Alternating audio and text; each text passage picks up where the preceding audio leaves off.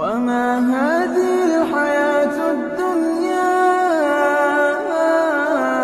إلا لهو ولعب وإن الدار الآخرة لهي الحيوان لو كانوا يعلمون.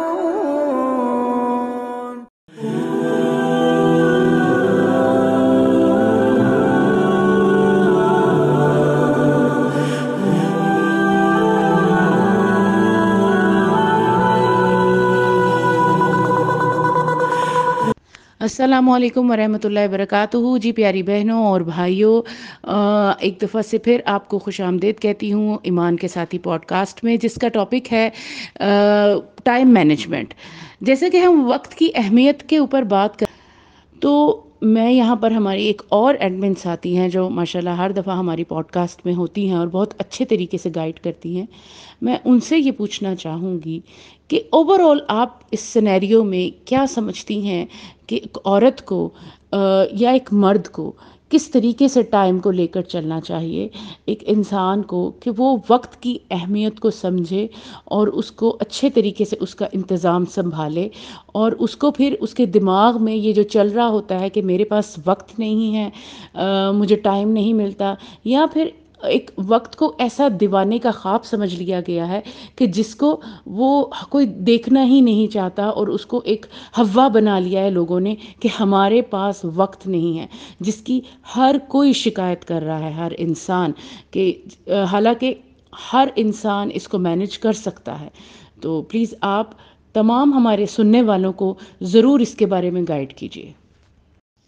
देखिए, वक्त को मैनेज करना ना कोई मुश्किल काम नहीं है। इसके लिए एक सबसे पहले जिस चीज़ की ज़रूरत होती है वो है नीयत और इरादा, कि मैं ये करना चाहती हूँ। फिर जब आप कोई काम करना चाहते हैं ना, तो आपको पता है फिर हमारी औरत जो है जब किसी चीज़ को ठान ले कि मैंने ये करना है, तो कोई माई का लाल उसको रोक नहीं सकता, तो वो कर लेती है। इवन के पहाड़ भी तोड़ना चाहे ना, उसका भी इरादा करे तो पहाड़ भी तोड़ सकती है। तो कहने का मकसद ये है कि अगर हम करना चाहें ना तो हम ये कर सकते हैं। सिर्फ बातें करने से या सिर्फ सोचने से, और मैं ऐसे करूँगी, सिर्फ डायरियाँ भरने से कि ये काम इस वक्त में करूँगी, कुछ भी नहीं होगा जब तक कि हम उठ के करेंगे नहीं। ठीक है? तो हर ज़िम्मेदारी, हर चीज़ पूरी हो सकती है। सबसे पहले आप अपनी नीयत करें, और नीयत में ये शामिल करें कि या अल्लाह, ये ज़िम्मेदारी तूने मुझे दी है। मैं जो दुनिया में इस वक़्त जिस भी पोज़ीशन में हूँ, इस पोज़ीशन पे मुझे आपने रखा है, और डेफ़िनेट मुझसे इस पोज़ीशन की पूछ भी होगी कि तुम माँ थी, बहन थी, बीवी थी, बेटी थी, बहू थी, देवरानी, जेठानी, जो कुछ भी तुम्हारा रिश्ता था तुम थी। तो तुमने अपने अपने किरदार में रह के क्या काम किया और क्या काम नहीं किया, इसकी पूछ हम सबसे होगी। ख़्वा इस सवाल को हम कितना ही इग्नोर कर दें, ये अल्लाह ताला हमसे पूछेंगे। तो जिस इंसान को पूछ की फ़िक्र होगी ना, कि मेरा रब मुझसे पूछेगा, मैंने उसको फ़ेस करना है, मैंने उसके सामने जाना है, तो वो फिर क्या होगा कि ऐसा बंदा ख़ुद को मैनेज करने की कोशिश करेगा। 100% मैनेजमेंट प्यारी बहनों हो नहीं सकती, लेकिन कोशिश से आप कम से कम 80 टू 85% तक अपनी लाइफ को आसान कर सकती हैं। और इसके लिए नियत, इरादा, और फिर प्लस में कोशिश। अब कोशिश में आपकी क्या शामिल हो सकता है? सबसे एक मेन चीज़ जो होती है एक हाउसवाइफ़ के लिए, जो उसके वक्त को बचाती है, वो ये होती है कि हर चीज़ को उसकी जगह पर रखना।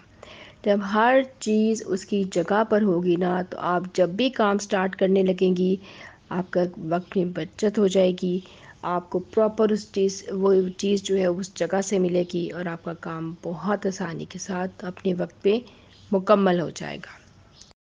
फिर इसके अलावा एक और बात ये भी होती है कि आपने अपनी प्रायोरिटीज़ को चेक करना है। सबसे ज़्यादा ज़रूरी मुझे कौन सा काम करना है जो मेरा तैयार होना चाहिए। तो जब सबसे पहले हम उस काम पे हाथ डालेंगे जो कि बहुत ज़रूरी भी है और बहुत अहम भी है, उसको पहले भी होना चाहिए, तो और वो डेली बेसिस का है तो वो काम करें। और बाकी बहुत सारे ऐसे काम हमारे होते हैं जो हफ्ते में एक बार होने होते हैं, या कुछ काम ऐसे होते हैं जिनके लिए महीने में एक बार होना काफ़ी है, तो उनको उस लिहाज से कैटेगराइज किया जा सकता है। हर औरत का अपना सेटअप है, हर घर की अपनी एक कहानी है, हर घर का अपना एक अपने अंदाज का काम है, तो ये हर खातून खुद कर सकती है।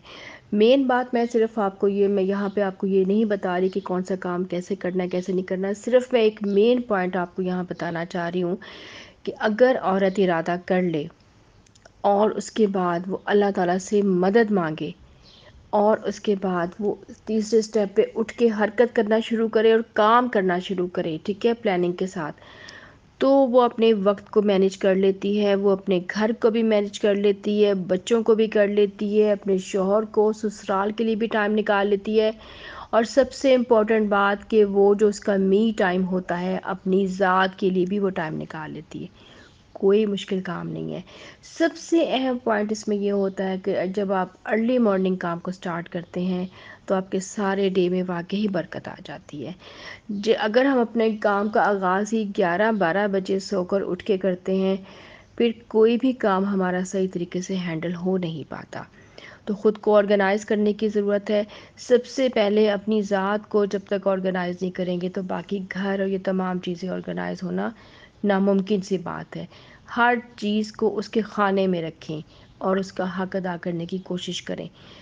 अब वो खाने से मुराद आपके रिश्ते भी हो सकते हैं, हर रिश्ते को उसका हक़ देने की कोशिश करें।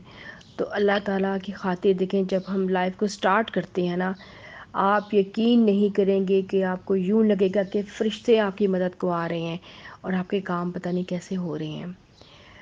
तो ये अल्लाह की मदद आती है फ़रिश्तों के ज़रिए, और वो हमें नज़र तो नहीं आती, लेकिन पता ऐसे चलता है कि वक्त में बरकत हो जाती है और आपके काम आपके टाइम पे मुकम्मल होने लगते हैं। ऐसी औरत के जो अपने वक्त को मैनेज करना चाहती है और अपनी रब की रज़ा की खातिर अपनी सारी ड्यूटियाँ एहसन तरीके से पूरी करना चाहती है, तो अल्हम्दुलिल्लाह सब हो जाता है, कुछ भी नामुमकिन नहीं है। ज़बरदस्त। अगर नियत और इरादा हो तो कोई काम मुश्किल नहीं है। चलते हैं अपनी अगली एडमिन की तरफ और उनसे बातचीत करते हैं। जैसे कि हम वक्त की अहमियत के ऊपर बात कर रहे थे, तो हमने तमाम रिश्तों को इसमें डिस्कस किया, छोटे बच्चों को भी और बड़ों को भी, बीमारों को भी। तो ऐसे वक्त टाइम में हमारे जो शौहर हजरात हैं, ज़ाहिर है एक औरत जो है उसके लिए वो शादी करके जब उसी रिश्ते से मुंसलिक होकर जिस घर में आती है, तो अगर उसी को वक्त ना दिया जाए तो ये एक बहुत बड़ी ज़्यादती की बात होगी। लेकिन एक औरत के लिए बहुत मुश्किल हो जाता है घरदारी के साथ साथ सबको साथ लेके चलना, जब तक उसको वक़्त को मैनेज करना नहीं आएगा, जब तक वो अपने वक्त को सही तरीके से मैनेज नहीं करेगी, उसके अपने जो इंतज़ामात हैं घर के, उनको सबको एक मुंतज़िम तरीके से लेकर नहीं चलेगी, तो तमाम चीज़ें फिर दरहम बरहम हो जाएंगी। तो इसमें शौहर के लिए क्वालिटी टाइम एक औरत कैसे निकाले, एक ऐसा वक्त जिसमें शौहर को ये साफ महसूस हो कि उसकी बीवी उसको तवज्जो दे रही है, ना कि जब मर्द घर आए तो औरत जो है वो अपने दिन भर के कामों में मसरूफ़ हो और शौहर उसको कहे कि तुम्हें हर वक्त मैं इसी हुलिये में देखता हूँ और तुम हमेशा से किचन में रहती हो, या तुम्हारे काम ही ख़त्म नहीं होते हैं, या तुम सारा दिन क्या करती हो। ऐसी बहुत सारी बातें हम आए दिन सुनते रहते हैं कि बहनें हमें बताती हैं कि हमारे शौहर हजरात हमें ऐसे कहते हैं और हम बिज़ी शेड्यूल में उनको वक्त नहीं दे पाते। तो ऐसे कौन सी वो इक़दामात हैं जो वो करें, तो उनके लिए जो उनका टाइम है उसी टाइम में से, उसी बिज़ी शेड्यूल में से, उसी मसरूफियात में से वो अपने शौहर हजरात को, वो अपने जो प्यारे शौहर हैं उनको टाइम दे, ताकि उनको भी शिकायत का मौका ना मिले। जी आमना, आप मेरी प्यारी बहन इसके ऊपर रोशनी डालिए। आपका और ईमान टीम का बहुत शुक्रिया कि आपने इतने खूबसूरत और सेंसिटिव मौजू पर बात करने के लिए मुझे मुंतखब किया। ख़ास तौर से ये सवाल कि शौहर को एक बीवी क्या टाइम दे सकती है और वो किस तरह उस टाइम को मैनेज करे कि वो डेडिकेटेड टाइम हो सिर्फ़ और सिर्फ शौहर के लिए। उसमें सबसे पहली बात तो ये कि आजकल ये जो मखलूक़ात हमने हाथों में पकड़ी होती हैं ना डिवाइसेस के नाम पर, इनको उनके आने से पहले ना साइड पे रख दें और इनको बेड पे जाने से पहले भी साइड पे रखिए। कोशिश कीजिए कि इनको उठा के कमरे से बाहर रख दीजिए। दूसरी बात, अगर ख़ावंद को हजरात जो हैं उनको आदत है कि जी हम पहले आएंगे and we need some time ताकि हम थोड़ा सा ऑप्टिमाइज़ हो जाएं एनवायरनमेंट से, तो बिल्कुल उनका हक़ है। वो एक बहुत रशी टाइम में से निकल के घर आते हैं और सुकून की ख्वाहिश तो करते हैं, तो थोड़ा सा टाइम उनको दें। बीवियाँ जो हैं वो उनके पीछे हरगिज़ ना पड़ें कि जी मुझे टाइम दें, आप तो घर जी जी, अक्सर ऐसा ही होता है, बीवियाँ मांगती हैं टाइम। घर आ गए, बल्कि नहीं, वो टाइम भी अपने शौहरों को दें ताकि वो थोड़ी देर अपने आप को रिलैक्स करें, काम डाउन करें, और फिर देखिए आपके किस तरह बेहतरी आती है। लेकिन इस चीज़ का नाजायज़ फ़ायदा जो है ये शौहर हज़रात हरगिज़ ना उठाएं, बल्कि इसका 10-15 मिनट वो गुजार के रिलैक्स हो के चले, आधा घंटा से ही, लेकिन उसके बाद अपनी बीवियों की तरफ मतवज्जो हो। खैर, हम बात कर रहे थे कि बीवी अपने शौहर को कैसे टाइम दे, तो उसमें सबसे पहले तो हम अगर दिन की शुरुआत की बात करें तो उसमें आपके पास फ़जर का जो टाइम है, आप नमाज़ पढ़ें, दुआएं पढ़ें, कुरान पढ़ें। अगर आप कुरान पढ़ते हैं तो अब वो और शौहर भी कुरान पढ़ते हैं तो फिर बड़ा ही खूबसूरत एक मौका होता है कि वो आप 10 मिनट 5 मिनट चलें, जो भी एक चंद लम्हात हैं, आप वो चंद सफ़े चंद आयात एक साथ बैठ के पढ़ते हैं। This is the most blissful time of your day. अगर आप ये एक इतना सा वक्त जिसमें आप एक दूसरे से बात नहीं करते, आप अल्लाह ताला की कहे गए अल्फाज को पढ़ते हैं, यकीन माने बिना कहे भी आपके दरमियान में एक बॉन्डिंग डेवलप होती है। सेकंड, उसके बाद अगर आप सोते नहीं हैं या अगर आप सोना चाहते हैं, ठीक है, इट्स ओके। बाज़ लोगों का स्केड्यूल ऐसा होता है कि उनको पूरा पूरा दिन मर्दों को टाइम नहीं मिलता आराम करने का, तो फिर नाश्ते का टाइम है, आप नाश्ता बना रही हैं, ख़ावंद तैयार हो रहे हैं। उसके बाद जब आप नाश्ते की मेज़ पे बैठे तो कोशिश करें कि वो वक्त आपका और उनका हो, और कोई मसले मसाइल जैसी चीज़ें ना छेड़ें। ठीक है, एक आध कोई ऐसी बात है आप डिस्कस करें, लेकिन उसको लिंगर ऑन ना करें। वो इतना खूबसूरत, इतना फ़्रेश टाइम होता है, उनको वो वक्त ज़रूर एक दूसरे के साथ गुजारें। उसके बाद उनको हल्की सी स्माइल दे के, दुआ दे के, दरवाज़े तक उनके पास जाकर, और कोशिश करें, देखिए ये रिश्ता ऐसा है कि अल्लाह ताला ने इसको बड़ी खूबसूरत एक क्या कहना चाहिए, मवद्दा कहकर मुखातिब किया कुरान पाक में, या एक्सप्लेन किया ना। मोहब्बत का वर्ड उससे भी एक ऊपर का वर्ड है, मुवद्दत और रहमत जो है आपके दरमियान रख दी गई, मियाँ बीवी के दरमियान। तो जब वो एक टाइम होता है ना, तो ये मैं आजकल की बीवियों से कहूँगी कि बराए मेहरबानी शर्म को बालाए ताक रख कर इस हलाल, जायज़ और ख़ूबसूरत रिश्ते को महसूस करें, और उस टाइम उनको बोसा या क्या कहना चाहिए, आप हक देकर अपने ख़ावंद को रुखसत करें। ठीक है, अगर वो पसंद नहीं करते दैन दैट्स फ़ाइन, ठीक है, हैंडशेक भी काम कर सकता है, बिकॉज़ इसकी एक पीछे साइंटिफिक रीज़न भी है। सबसे पहली बात तो ये कि ओहो ये लोग क्या कहेंगे, देखेंगे, वो कोई बात नहीं, थोड़े से लम्हे अपने लिए निकालें, और मतलब कि ये नहीं कि ओपनली नहीं, छुपे उसमें साइड पे, मतलब इस तरह आप उनको रुखसत करें। सेकेंडली, इसकी साइंटिफिक रीज़न मैं बताना चाह रही थी, वो ये है कि जब आप 6 सेकंड्स का वो जो टच की फ़ीलिंग देते हैं ना, चाहे वो हग में हो या वो बोसे के उसमें सूरत में हो, तो उसमें ऑक्सीटोसिन हार्मोन रिलीज़ होता है, जिसकी वजह से आपकी बॉन्डिंग की एक फ्रिक्वेंसी सेट हो जाती है। ये बहुत सादे अल्फाज में मैं बात कर रही हूँ। तो आपको वो हार्मोन ही ये है कि जो आपके दरमियान मोहब्बत को तामीर करता है, और ये सिर्फ इस रिश्ते में नहीं, ये तमाम रिश्तों में जो आपके लव्ड वंस हैं उनके साथ बॉन्डिंग इंक्रीज़ ही इस तरह होती है। मतलब touch is such a beautiful thing ना, और ये तो फिर आपका हलाल रिश्ता है। तो आप उस टाइम अगर आप कोई बात नहीं कर पा रहे हैं तो then please do give them this feeling of your presence before they exit the house. और वो जाएँ तो उनके जहन में आपका ख्याल सबसे हावी हो, खूबसूरती के हवाले से, ठंडक के हवाले से। तो कुर्रतुल आइन ऐसे ही तो नहीं ना कहा गया, जब कुरान पाक में दुआ करने का तरीका भी बताया गया। अल्लाह ताला तमाम बीवियों को, बल्कि तमाम अज़वाज को एक दूसरे की आंखों की ठंडक और नूर बनाए।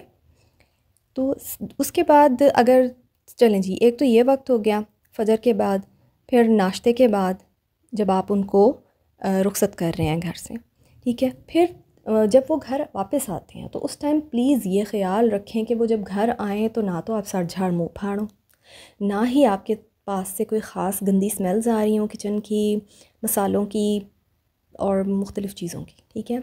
आप ख़ुद को बहुत खूबसूरत उस वक्त तमाम काम करने के बाद अपने आप को कम से कम खुशबू से ज़रूर सजा लें, ठीक है। आपके चेहरे पे भी स्माइल हो, लिपस्टिक ज़रूर होनी चाहिए। क्यों? क्योंकि आजकल बहुत सारी जो है ना क्या कहना चाहिए, हमारे पास बहुत सारे मौक़े हैं, ठीक है। हम अपने आप को अपनी ग्रूम कर सकते हैं, बहुत ज़्यादा कर सकते हैं। तो अगर हम उनको यूज़ नहीं करते तो ये भी एक नाशुक्री है। लिपस्टिक ख़वातीन ज़रूर यूज़ करें, चलें जैसी भी उनकी मर्ज़ी है, ठीक है। अब आंखों में कोई काजल होना चाहिए ताकि आप प्रेजेंटेबल हो ना, ठीक। वो बाहर से बहुत कुछ देख के आते हैं, तो जब वो घर आए तो उनको उस लेवल की अच्छी प्यारी खूबसूरत फिट फाट बीवी मिलनी चाहिए। बेशक थकन होती है, ये नहीं होता कि आप दिन एक बच्चों के साथ गुजारें और आप थके हुए ना हो, लेकिन वो थकन आपके चेहरे पे ऐसे आया ना हो कि एक खावन थका हारा बाहर से आया है तो वो बेचारा घर आके कहे कि मैं तो किसी मुसीबत में आ गया हूँ। तो keep a smile on your face, greet them with a, again मैं कहूँगी ग्रीट देम विद अ हग, या फिर आप उनको उसी 6 सेकंड्स हग या बोसे के साथ उनको क्या कहना चाहिए, उनको इनका इस्तकबाल करें, ठीक है ना। सेकेंडली, अगर ये आपको शर्म आ रही है तो कोई बात नहीं, आप उनसे हैंडशेक कर सकते हैं। वो आप जब उनको एक चंद सेकंड्स का, it must be minimum 6 and maximum 20, तो जब आप वो एक बॉन्डिंग का मौका, टच का मौका देते हैं ना, तो आपके दरमियान वो चीज़ ऑक्सीटोसिन को रिलीज़ करने का सबब बनती है और आपका रिश्ता मजबूती की तरफ जाता है। अब इसको चंद दिन करके या असर ना नज़र आए तो ये कह के मत छोड़ दीजिए कि जी कुछ हुआ ही नहीं। नहीं, अल्लाह ताला ने इस रिश्ते में बरकत रखी है, कोशिश करना हमारा फ़र्ज़ है बतौर बीवी। हाँ, इन केस के कोई बहुत एक्सट्रीम कंडीशंस हैं जहाँ पे खावंद हज़रात पे कोई असर नहीं पड़ा, कोई बात नहीं। आपका ख़ुद अंदर मुतमईन होना चाहिए कि आप ये काम अल्लाह के लिए कर रही हैं। आप ये 24 घंटों में से ये चंद लम्हात सिर्फ़ और सिर्फ अपने रिश्ते के लिए ही नहीं निकाल रही कि जी मैंने इस बंदे को खुश करना है। नहीं, आप अल्लाह ताला के लिए ये लम्हात निकाल रही हैं। आप अल्लाह ताला की खातिर इस रिश्ते को इतना खूबसूरत बनाना चाहती हैं जिसको अल्लाह ताला ने पसंद किया। और अगर आप ये नहीं करते हैं तो अपने जहन में ये रखिए, इंसानी और दूसरे शैतानी जो ताकतें हैं, they all want it to already be destroyed.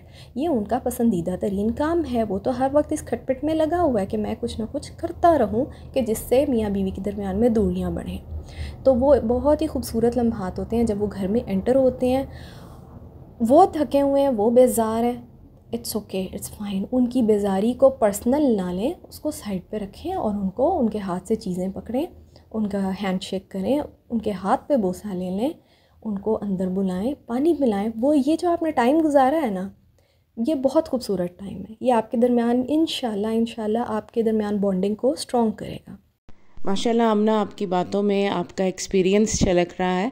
अच्छा आमना, एक और चीज़ जो बहुत बॉदर करती है आजकल की बीवियों को कि शौहर हजरात आते ही घर जो है मोबाइल को पकड़ लेते हैं और उनको वक्त नहीं देते हैं। तो अच्छा, मज़े की इसमें बात ये है आप क्या कहेंगी कि बीवियाँ किस तरीके से इस चीज़ को हैंडल करें? घर आते ही फ़ोन पकड़ लिया, जायज़ है भाई। सारे दिन के बाद बीवी का दिल तो करता है ना कि मैं भी अब बातें करूं जो मैंने दिन की संभाल के रखी हैं इनके साथ, अब ये मुझे भी सुने आके।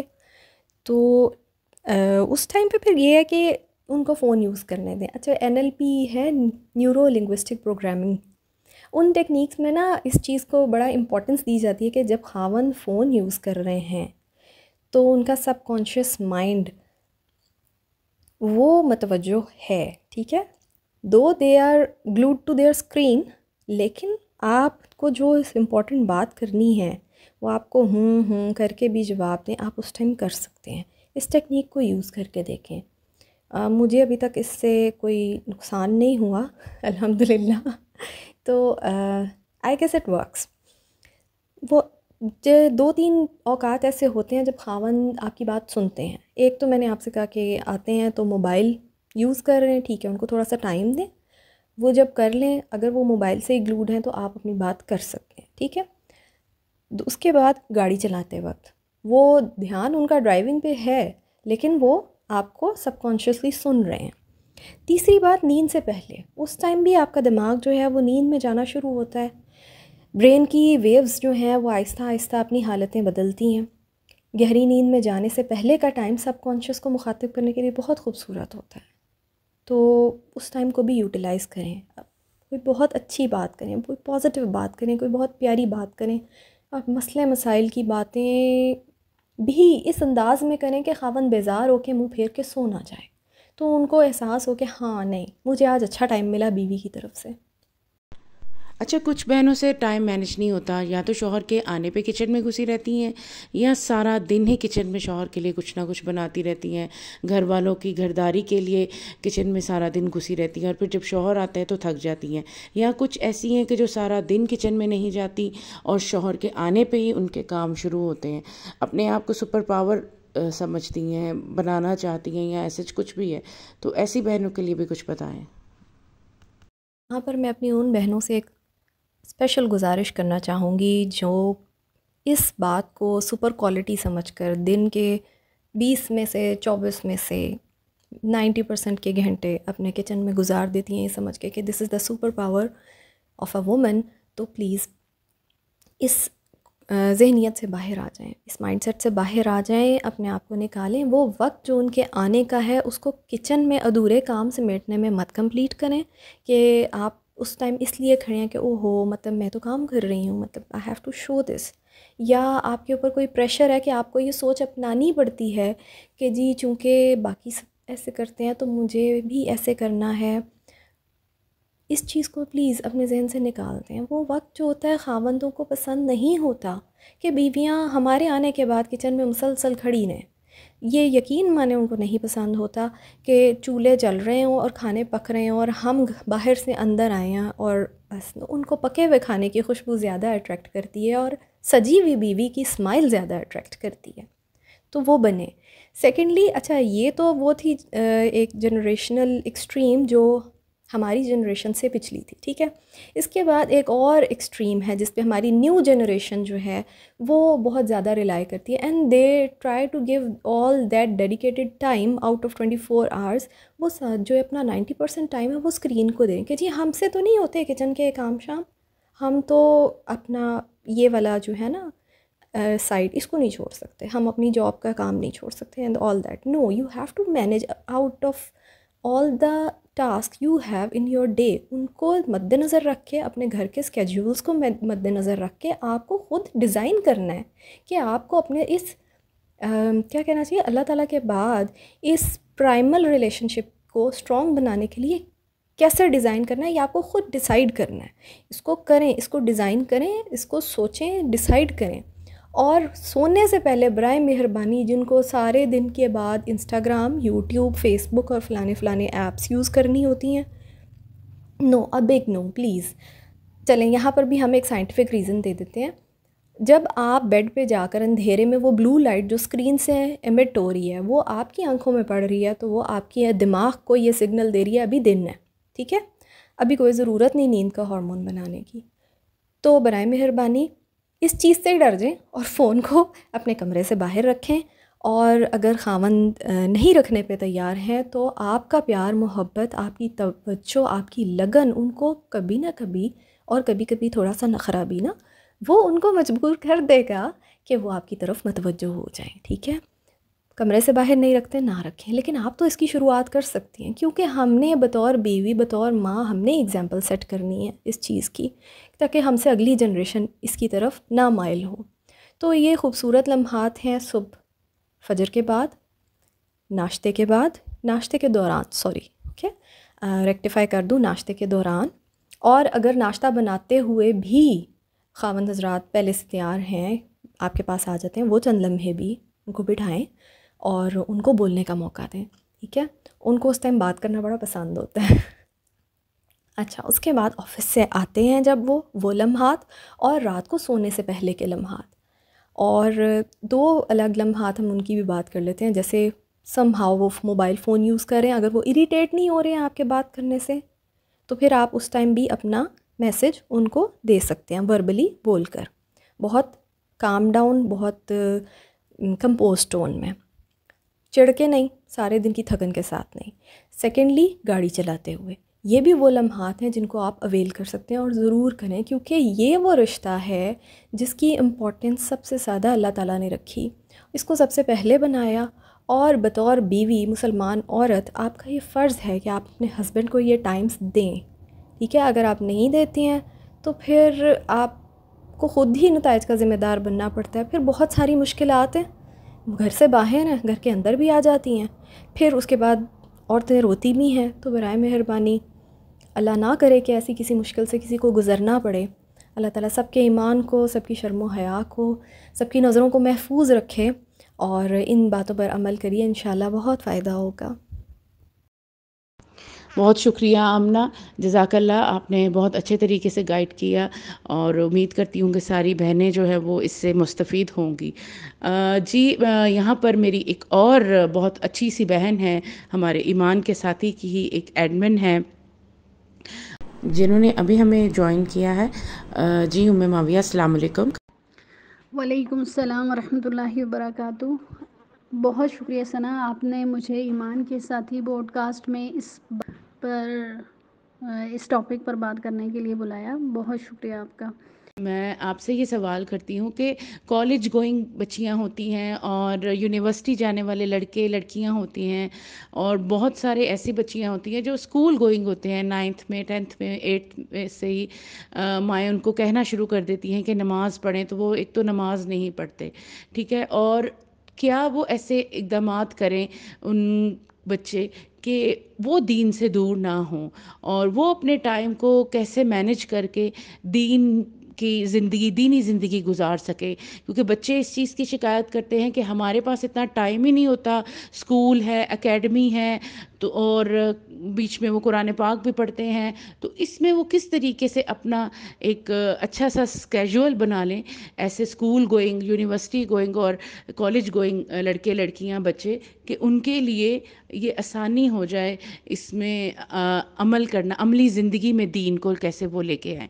और बाज़ बच्चियां जो हैं वो ईमान के साथी का लेक्चर भी सुनती हैं और बहुत मोटिवेशन मिलती है उनको, तो वो इसलिए कहती हैं कि हमें भी इस बारे में ज़रूर गाइड करें कि हम किस तरीके से अपने टाइम को मैनेज करें और ऐसे कौन से काम करें जिससे हमारे दिल को सुकून हो कि हम भी इबादत का हिस्सा बन रहे हैं। जहाँ तक सवाल का ताल्लुक़ है कि स्कूल गोइंग बच्चे या कॉलेज यूनिवर्सिटी के जाने वाले बच्चे या स्टूडेंट जो हैं वो कैसे अपने इबादत को मैनेज करें, तो सबसे पहले तो फ़र्ज़ नमाज जो है उसको तो किसी सूरत ना छोड़ें। अगर पूरी नहीं भी पढ़ सकते तो आपके फ़राइज़ पूरे होने चाहिए। उसके बाद जब आप स्कूल से, कॉलेज से या यूनिवर्सिटी से वापस आते हैं तो आराम करने के बाद, अपना होम टास्क करने के बाद आप ये कि अपने घर वालों के साथ मिलकर उनके कामों में मदद दें उनकी। आप ज़िक्र अज़कार करें, आप सुबह शाम के अज़कार या फ़र्ज़ नमाज के बाद के अज़कार जो हैं उनको 1-2 दफ़ा या 3-4 दफ़ा में आपको याद हो जाएंगे बार बार पढ़ने से, तो वो पढ़ें। मुसलसल अपनी ज़बान को तर रखें। दूसरा ये कि हुस्न सलूक का मामला करें, अपने से बड़ों का एहतराम करें और अपने से छोटों पर शफ़क़त करें, उनसे नरमी वाला मामला करें। ये हमारा रवैया होता है जो कि इबादत में आता है। उसके अलावा आप घर वालों का हाथ बटाएं और कोई ऐसा टाइम टेबल बनाएं या वक्त को ऐसे मैनेज करें कि एक अपने लिए ख़ास वक्त निकालें जिसमें आप कुरान की तालीम हासिल कर सकें। चाहे वो सुबह का वक्त हो, चाहे वो रात का वक्त हो, सोने से पहले कम से कम कुरान करीम का एक सफ़ा, आधा सफ़ा या कुछ आयात जो हैं, मतलब पोर्शन आप डिवाइड कर लें, तो उसमें आपने जो है उसको समझ के पढ़ना है, उस पर तदब्बुर करना है और उसको उसके कुछ पॉइंट आपने निकाल लेने हैं ताकि आप उस पर अमल कर सकें। दिन में 1-2 बार आपकी उस चीज़ पर जो आपने तदब्बुर किया, जो आपने पॉइंट्स निकाले उन पर आपकी नज़र पड़ेगी, तो आपके अमल में वो चीज़ आएगी। और फिर सबसे बेहतरीन इसका तरीका ये है कि आप ये चीज़ जो आपने सीखी है वो दूसरों को बताएं। जब आप दूसरों को बताएंगे तो वो आपके लिए ज़्यादा इस्तकामत का बाइस बनेगी और इससे आपके साथ साथ दूसरों को भी फ़ायदा होगा और आपके अमल में मुस्तकिल मिजाजी आएगी। जैसे कि हदीस मुबारक का मफ़हूम है ना कि आप कोई भी अमल करें, चाहे वो छोटा है या बड़ा, लेकिन उसको मुस्तकिल मिजाजी के साथ करें, तो इस तरह आप में मुस्तकिल मिजाजी आएगी और इससे बहुत से समारात हासिल होंगे। इसके अलावा इसके ये अलावा ये है कि हम रात को लेट नाइट तक फ़ोन लेकर बैठे रहते हैं, तो तन्हाई के जो गुनाह हैं उनसे बचना चाहिए हमें, और अपनी तन्हाइयों को पाक रखना चाहिए। उसके लिए ज़रूरी है कि आप वो वक्त ज़िक्र में लगाएं, रात सोने से पहले के अज़कार हैं उनको करने लगें, या फिर किसी को हम जैसे बता सकते हैं जो दिन भर का आपकी रूटीन थी, आपने कुरान सीखा उसमें या ज़िक्र किया, वो आप किसी दूसरे को बता सकते हैं, अपने दोस्त, कुलीग, जिसको भी आप चाहें। तो ये चीज़ भी जो है वो आपको बचाएगी तन्हाई के गुनाहों से। फिर इमाम क़य्यम रहमतुल्लाह का आता है कि तुम 2 काम करो, तन्हाई के गुनाहों से बचो और तन्हाई में अच्छे काम करो जो तुम्हारे रब के अलावा कोई ना जानता हो। मतलब ऐसा आपका ज़रूर अमल ऐसा होना चाहिए जो आपके और आपके रब के दरमियान हो, और कल को आप कह सके कि हाँ ऐसी चीज़ एक है, या ऐसा एक मेरा अमल है जो मेरे और मेरे रब के दरमियान है, और वो दिखावे से, रियाज से, शिर्क से पाक है। तो उम्मीद है आपको इस चीज़ से फ़ायदा हुआ। जज़ाकल्लाह उम्मे माविया। वक्त रेत की मानिंद हाथ से फिसलता जा रहा है। क्या आप लोग भी ये चाहते हैं कि मौत का फरिश्ता हमारे सामने खड़ा हो और हमारे बहुत सारे करने वाले काम करने के लिए पड़े हों, और पीछे हमारे लोग ये कह रहे हों कि अभी कल ही तो ये बात कर रही थी कि मैं ऐसे करूँगी, मैं परसों ये काम करूँगी, मैं अपने घर वालों के साथ थोड़ा सा टाइम स्पेंड करूँगा, अपने माँ बाप को, अपने बीवी बच्चों को वक्त दूँगा। कब, किस वक्त, ये आपको डिसाइड करना है। अल्हम्दुलिल्लाह ईमान टीम ने आपको बेहतरीन मशवरे, बेहतरीन टिप्स दी हैं। उनके ऊपर गौर करिएगा, उन पर अमल करने की कोशिश करिएगा, क्योंकि हमें सिर्फ कोशिश करनी है और उसका सिला और फल अल्लाह ताला ने देना है।